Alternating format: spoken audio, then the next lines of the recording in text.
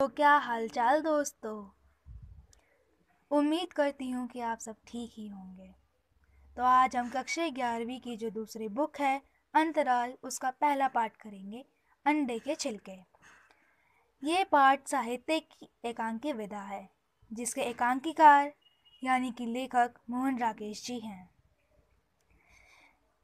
इस एकांकी का उद्देश्य है कि समाज में जो दिखावे की संस्कृति चल रही है उसको प्रस्तुत करना, कि किस तरीके से लोग हकीकत पे ना जोर दे के दिखावे आडंबर पे विश्वास करते हैं और उसके लिए कुछ भी करने को तैयार हो जाते हैं। परंपरा और आधुनिकता के बीच में द्वंद्व, और ये भी है कि विद्यार्थियों को संदेश दे रहे हैं कि हमें अपने जीवन में बनावटीपन को महत्व नहीं देना चाहिए, बल्कि जो हकीकत है, यथार्थ है, उसको महत्व देना चाहिए। परिवार में एकता और आत्मीयता को बनाए रखने के लिए सदस्यों द्वारा एक दूसरे की भावनाओं का सम्मान करना चाहिए। ये नहीं कि अपना जो ओपिनियन है उसी पे लगे पड़े हैं, ये भी गलत है। हमें दूसरे के ओपिनियन को, उनको भी समझना चाहिए, फिर चाहे वो कोई भी हो। धूम्रपान और नशा जैसी बुराई, इसके प्रति जागरूक करना भी इसका एक उद्देश्य है। तो आइए देखते हैं इस चैप्टर का सार। मैं इस चैप्टर को डिटेल में नहीं कराऊंगी, बल्कि इस चैप्टर के जो मेन पॉइंट्स हैं उन्हें कराऊंगी। तो जो मोहन राकेश जी हैं, इस कहानी के, इस एकांकी के लेखक, इन्होंने एक संयुक्त परिवार के द्वारा इन सारी बातों को उभारा है और बड़े ही सूक्ष्म तरीके से, अच्छी तरीके से लोगों की विभिन्न रुचियों को दिखाया गया है। परिवार में कुल 6 लोग हैं: अम्मा, माधव, राधा, वीना, गोपाल और श्याम। सभी पात्र एक दूसरे से छिपकर अपने शौक को पूरा करते हैं। शौक सब में है, ऐसा नहीं है कि वो नहीं कर रहे, पूरा करते हैं लेकिन दिखाते नहीं है, फिर चाहे वो उनके शौक अच्छे हों या बुरे हों। लेकिन इसके साथ साथ एक दूसरे की भावनाओं को समझते भी हैं। वीना, गोपाल, राधा और श्याम, ये चारों जने अम्मा से छिपकर अंडे खाते हैं। गोपाल सिगरेट पीता है और यहाँ तक कि अम्मा जी सब कुछ जानती हैं पर अनदेखा कर रही हैं। इतना जानने के बाद भी अनदेखा कर रही हैं। चलिए देखते हैं क्यों। और मैं ये बता दूं कि जो अम्मा जी हैं ये थोड़ी रूढ़िवादी टाइप की हैं, यानी कि इन्हें ये सारी चीज़ें नहीं पसंद कि भाई किचन में अंडा नहीं बनना चाहिए, सिगरेट नहीं पीना चाहिए, औरतों को ज़्यादा पढ़ना नहीं चाहिए, ये इनकी विचारधारा है। इनसे छिपकर ये लोग अपनी शौक पूरा कर रहे हैं और अम्मा जी जानती भी हैं ये सारी बातें, पर फिर भी अनदेखा कर रही हैं। क्यों? चलिए देखते हैं। कहानी पढ़ते पढ़ते हमें पता चल जाएगी। सभी पात्रों की परस्पर घनिष्ठता और आत्मीयता पूरे एकांकी में झलकती है। इस एकांकी की शुरुआत में पर्दा उठते ही गैलरी वाला दरवाज़ा खुला दिखाई देता है। श्याम सीटी बजाते आता है। बाहर वर्षा हो रही है, उसकी जो बरसाती है उससे पानी टपक रहा है। श्याम और वीना में बातें होती हैं। श्याम जो है घर का सबसे छोटा लड़का है और जो वीना है वो श्याम की भाभी है, दूसरी वाली भाभी। और जो पहली वाली भाभी है यानी सबसे बड़ी भाभी है, उनका नाम राधा है। श्याम वीना के कमरे में आते हुए कहता है कि उससे भाई का कमरा पराया सा लगता है। पहले इस कमरे में जूते को छोड़कर सभी चीज़ें चारपाई पर होती थी। आज कमरे का नक्शा बदला हुआ है। वीना श्याम को चाय पीने के लिए कहती है। श्याम इस सुहावने मौसम में चाय के साथ कुछ खाने के लिए लेने को कहता है। वीना उससे 4-6 अंडे लाने को कहती है। जब श्याम अंडे के नाम पर नाक मुंह सिकोड़ता है तो वीना कहती है, यहाँ तो रोज़ अंडे का नाश्ता होता है। वैसे श्याम भी छिप छिप कर कच्चा अंडा खाता है। वीना उससे कहती है कि अगर कुछ खाना है तो इसमें छिपाने की क्या बात है।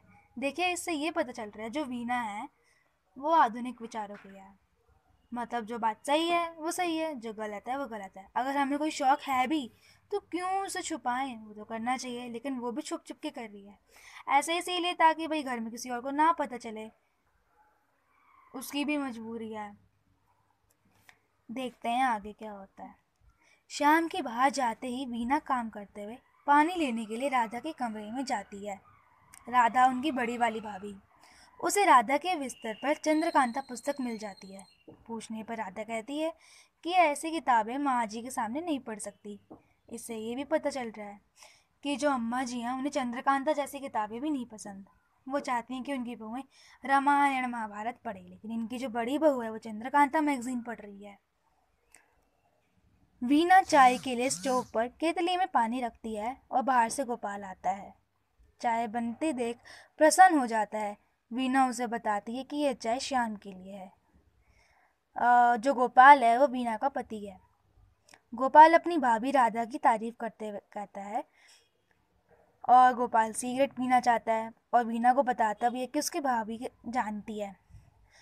मतलब वीना को यहाँ पे नहीं पता कि उसकी भाभी ये जानती है कि उसका पति सिगरेट पीता है।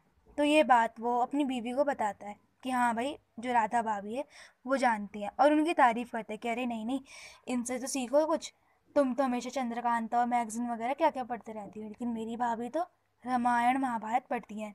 ये बात गोपाल को नहीं पता कि उसकी जो भाभी है राधा, वो चंद्रकांता पढ़ती है, ना कि रामायण और महाभारत।